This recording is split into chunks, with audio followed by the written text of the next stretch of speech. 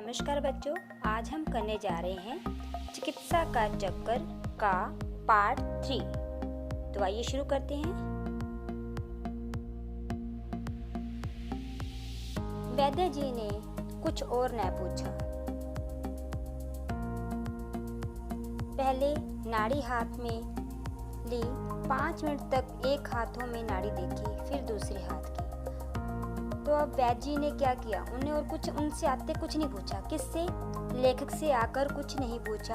और क्या किया, सबसे पहले लेखक के हाथ की एक नाड़ी को अपने हाथ में ले लिया और 5 मिनट तक उसको देखते रहे। फिर दूसरे हाथ की नाड़ी ली और उसको देखते रहे। बोले, वायु का प्रकोप है। और दोनों नाड़ियों को देखकर उन्होंने बोला कि यहाँ पर क्या है, उनको कौन सी बीमारी है। उनके अंदर वायु भर गई है, हवा आ गई है उनके अंदर। यकृत से वायु घूमकर पित्ताशय में प्रवेश कर आंत्र में जा पहुंची है। तो यकृत क्या होता है? यकृत होता है लीवर। तो जो वायु थी, हवा जो उनके अंदर आ गई थी, वो लीवर में पहुंचकर लीवर के जरिए वो कहाँ पहुंची? घूमकर पित्ताशय में। पित्ताशय क्या होता है? Gall bladder.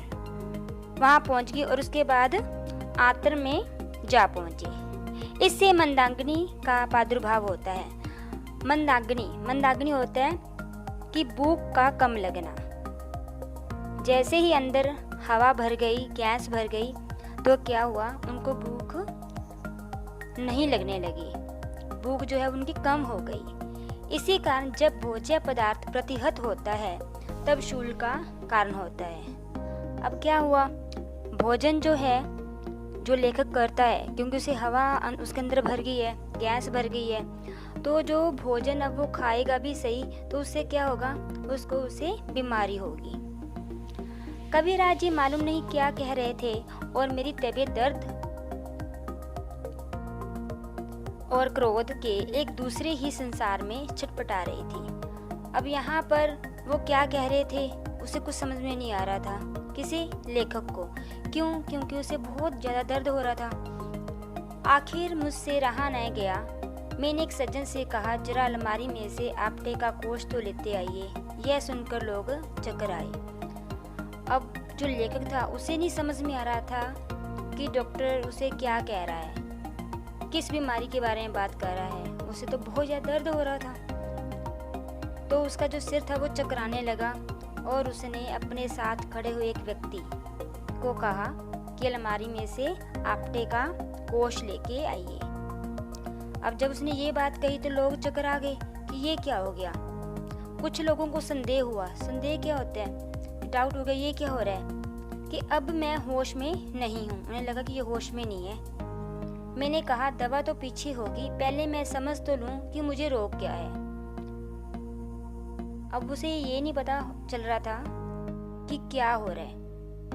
वो कहता कि सबसे पहले मुझे क्या जानना है, मुझे ये जानना है कि मुझे कौन सी बीमारी है। वो बीमारी जानना चाहता था। तो उसने कहा, दवा तो मैं बाद में लूंगा, पहले अपनी बीमारी का नाम तो देख लूं कि क्या है। तत्पश्चात वैद्य जी चरक और सुश्रुत के श्लोक सुनाने लगे और अंत में कहा, देखिए मैं दवा देता हूँ और अभी आपको लाभ होगा। उन्होंने दवा दी। कहा कि अदरक के रस में इस औषधि का सेवन करना होगा। अब उसने क्या किया, पहले तो श्लोक सुनाने लगे चरक और सुश्रुत के, और उसके बाद उन्होंने क्या कहा कि जो मैं दवा दे रहा हूँ उस दवा को आपने किससे लेना है? अदरक के रस से। खैर साहब, फीस दी गई। 2 दिन दवा की गई। कभी कभी दर्द कम अवश्य हो जाता था, पर पूरा दर्द न गया। सीआईडी के समान पीछा छोड़ता ही न था। तो अब क्या हुआ, उसने 2 दिन तक वो दवा भी की जो वो देके गया था, उसे फीस दे दी, दवा ली। कभी कभी दर्द कम हो जाता था, लेकिन पूरी तरीके से जो दर्द था वो नहीं गया। वो ऐसे लगा हुआ था जैसे सीआईडी किसी अपराधी का पता लगाने के लिए पूरी छानबीन करते हैं ना, तो दर्द भी बिल्कुल उसके साथ ऐसे चिपक गया था।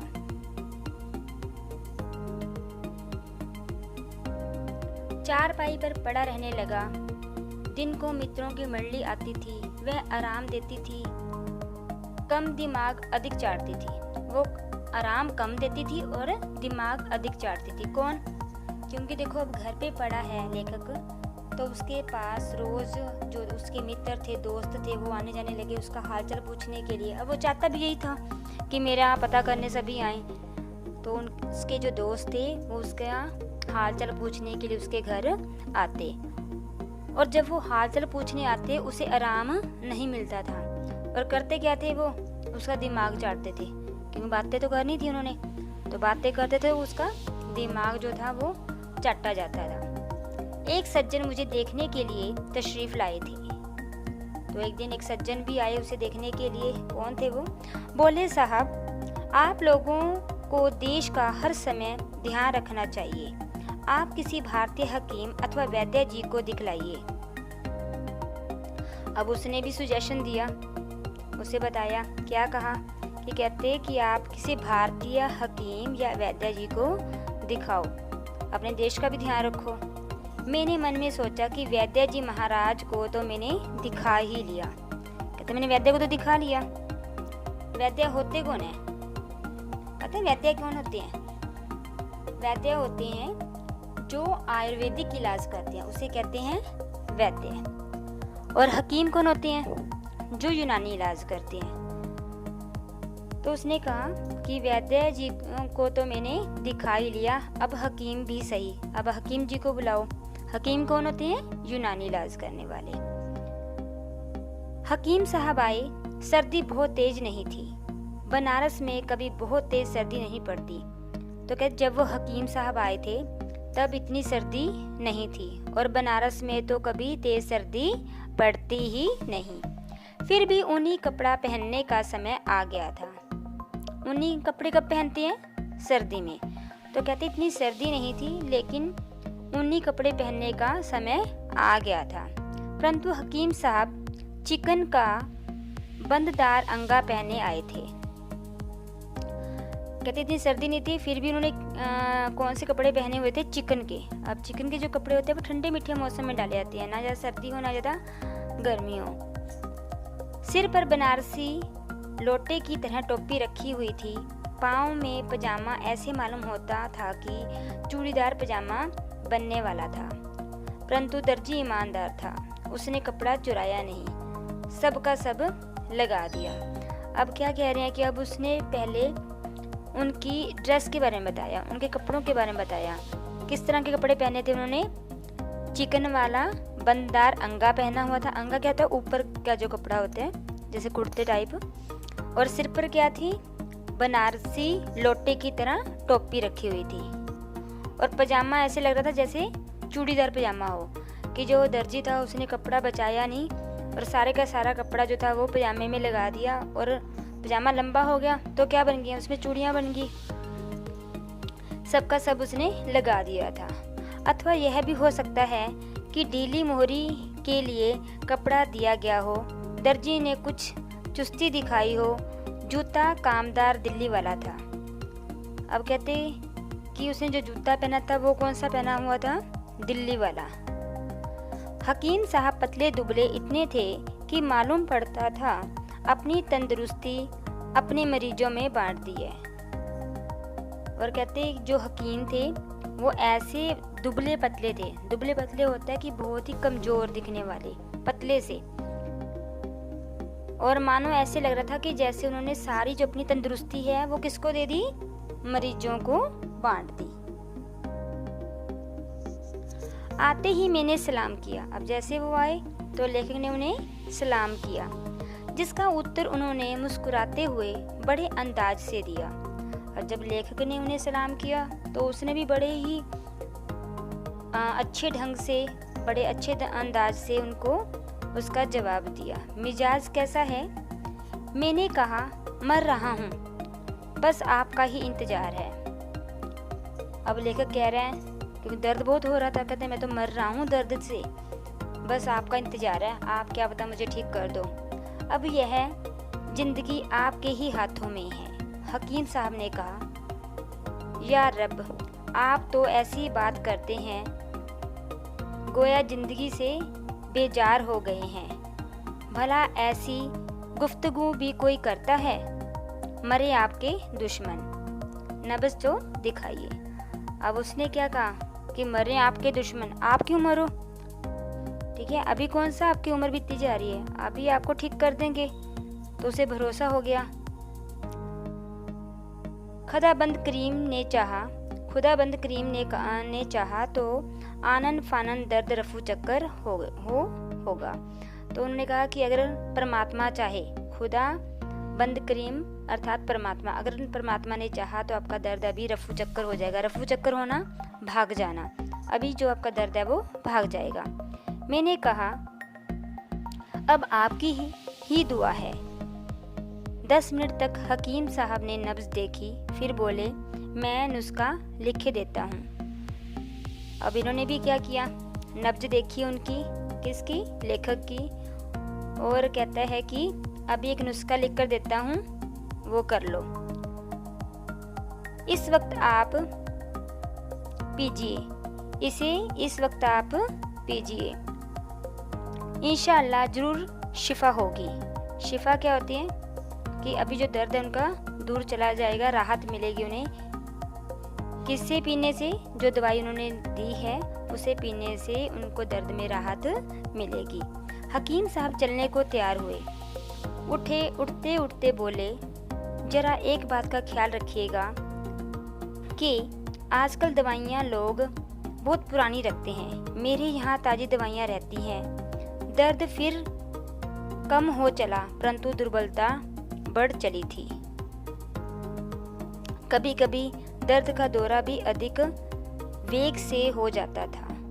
अब क्या कहा उसने कहा कि ये तो आप पी लो, इससे आपको राहत मिलेगी, आराम आएगा, लेकिन ये भी ध्यान रखना कि लोग जो हैं मेडिकल स्टोर पे दवाइयाँ जो हैं वो पुरानी रखती हैं, और मेरे यहाँ पर कैसी दवाइयाँ मिलती हैं?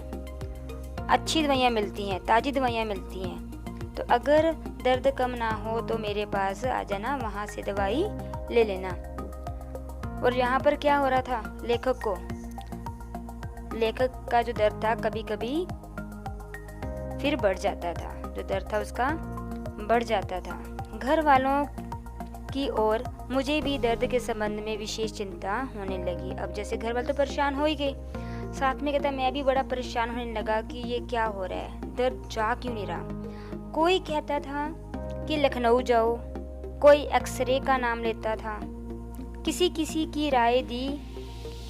ने राय दी कि जल्द चिकित्सा कीजिए। तो कहते वही बात, जितनी मुंह उतनी बातें, कोई कुछ कहता कोई कुछ कहता, और मैं सब कुछ करके थक चुका था। अब लोग कह रहे हैं कि लखनऊ जाओ, कोई कहता एक्सरे करवाओ, तो कहता कि मेरी समझ से सब कुछ बाहर था। इतने में एक सज्जन ने कहा यह सब कुछ ठीक नहीं, आप होम्योपैथी इलाज शुरू कीजिए, देखिए कितनी शीघ्रता से लाभ होता है। अब देखो, अब किसी व्यक्ति ने कह दिया या आप क्या करो, होम्योपैथी दवाई लो, उससे इलाज होगा। एक प्राकृतिक चिकित्सा वाले ने कहा कि आप गीली मिट्टी पेट पर लेप कर धूप में बैठिए।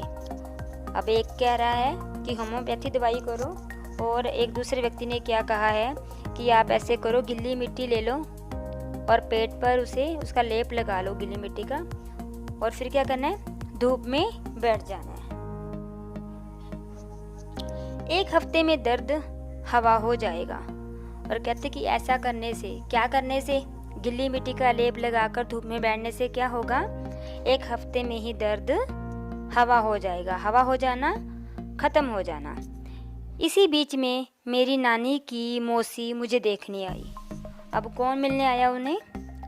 उनकी नानी की मौसी। किसकी नानी की मौसी?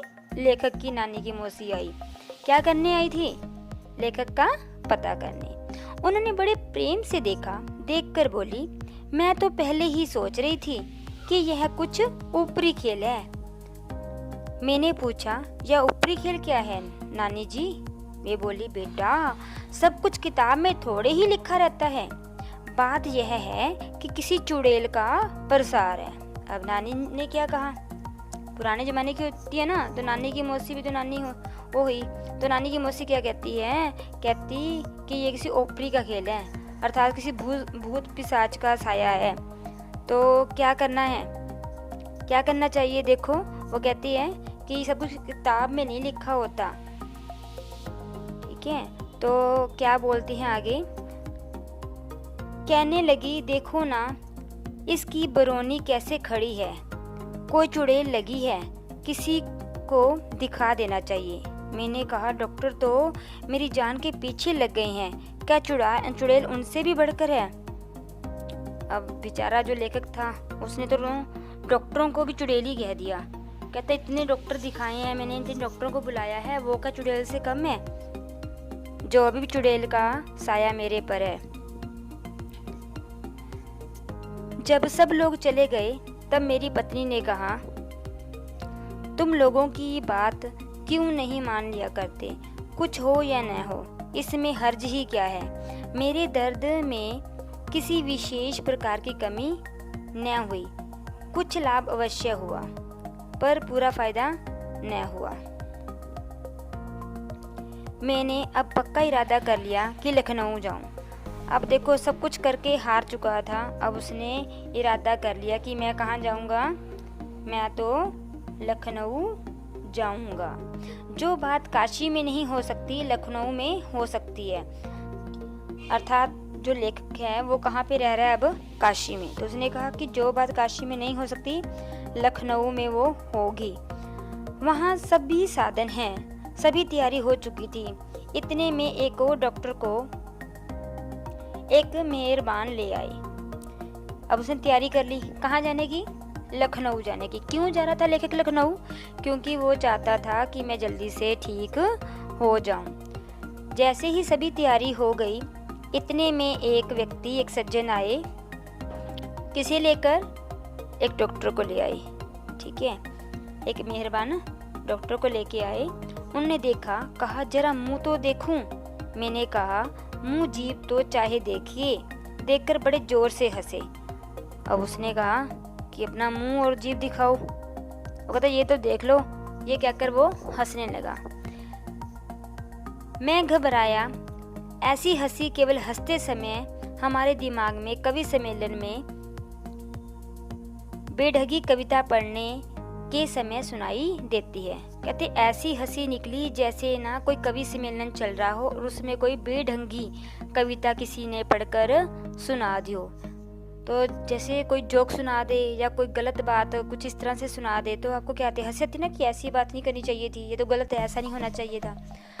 तो लेखक भी क्या कह रहा है कि ऐसी हंसी तब निकली जैसे कवि सम्मेलन में किसी ने बेढंगी कविता पढ़कर सुना दी हो।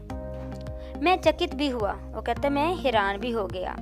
डॉक्टर बोले किसी डॉक्टर को यह सूझी नहीं, तुम्हें पायरिया है, उसी का जहर पेट में जा रहा है और सब फसाद पैदा कर रहा है। अब वो डॉक्टर क्या बोले, कहते किसी ने तुझे ये नहीं बताया कि तुझे तो पायरिया हो रहा है। पायरिया क्या होता है? दांतों का दर्द, ठीक है, दांतों का रोग होता है। तो उसी का जो जहर है तुम्हारे पेट में फैल गया है और इसी कारण तुम्हारे पेट में क्या हो रहा है, दर्द हो रहा है। मैंने कहा तब क्या करूं? डॉक्टर साहब से कहा इसमें करना क्या है? अब देखो वो फिर चिंतित हो गया कि ये क्या, दांतों का रोग शुरू हो गया मुझे। तो उसने उससे पूछा कि अब बताओ फिर मैं क्या करूं, पायरिया हो गया तो उसने कहा इसमें करना क्या है, किसी दंत चिकित्सक के यहाँ का सब दांत निकलवा दीजिए। तो उसने कहा कि किसी दंत चिकित्सक अर्थात किसी डेंटिस्ट के पास जाओ और अपना दांत निकलवा दो। मैंने अपने मन में कहा आपको यह तो कहने में कुछ कठिनाई ही नहीं हुई। अब देखो डॉक्टर ने तो कह दिया कि जाओ और दांत निकलवा दो, लेकिन जो निकलवाएगा दर्द तो उसको सहन करना पड़ेगा ना। तो उसने कहा कि आपने तो बड़ी आसानी से कह दिया कि दांत निकलवा दो और अब मुझे पता चलेगा ना कि क्या होगा। वह दांत निकलवाने में कोई तकलीफ ही नहीं होती। खैर रात भर मैंने सोचा। अब डॉक्टर ने कहा कि दांत निकलवाने में कोई तकलीफ नहीं होगी, लेकिन अब जो लेखक था उसकी तो चिंता बढ़ गई ना। वो रात भर सोचता रहा कि ये क्या हो गया। मैंने भी यही निश्चय किया कि यही डॉक्टर ठीक कहते हैं। अब लेखक को विश्वास होगा कि जितने डॉक्टर वैद्य पहले मेरे को देखने आए थे, सब में जो अच्छा डॉक्टर है वो यही है। इसी की बात बिल्कुल सही है। श्रीमती बोली, यह सब फिजूल है, खाना ठीक से खाओ, 15 दिन में ठीक हो जाओगे। अब देखो, उसकी जो श्रीमती थी, उसकी पत्नी थी, अब उसको गुस्सा आ रहा था, कितने डॉक्टर इतने वैद्य आए हैं और फिर भी उसके पति जो है वो ठीक नहीं हो रहे। तो उसने गुस्से में क्या कहा कि कुछ नहीं है, आप सिर्फ खाना ढंग से खाओ, ठीक तरीके से खाओ और 15 दिन में क्या हो जाओगे, आप बिल्कुल ठीक हो जाओगे। संतुलित आहार खाने से सेहत जल्दी ही अच्छी हो जाएगी। क्या कह रही है उसकी पत्नी? संतुलित आहार, जो खाना हमारे स्वास्थ्य के लिए अच्छा होता है, जिसमें सारे विटामिन प्रोटीन अच्छी मात्रा में होते हैं, उसे कहते हैं संतुलित आहार। सच में यही पौष्टिक और संतुलित आहार ही मेरे लिए वरदान साबित हुआ। अब अंत में फिर उसने क्या किया, अपनी पत्नी का कहना माना और पौष्टिक और संतुलित आहार लेना शुरू कर दिया, जिससे कि उसके पेट का जो दर्द था वो गायब हो गया। तो कैसी लगी कहानी? अच्छी लगी? तो इस कहानी से हमें शिक्षा क्या मिलती है कि हमें क्या खाना चाहिए? संतुलित आहार खाना चाहिए। धन्यवाद।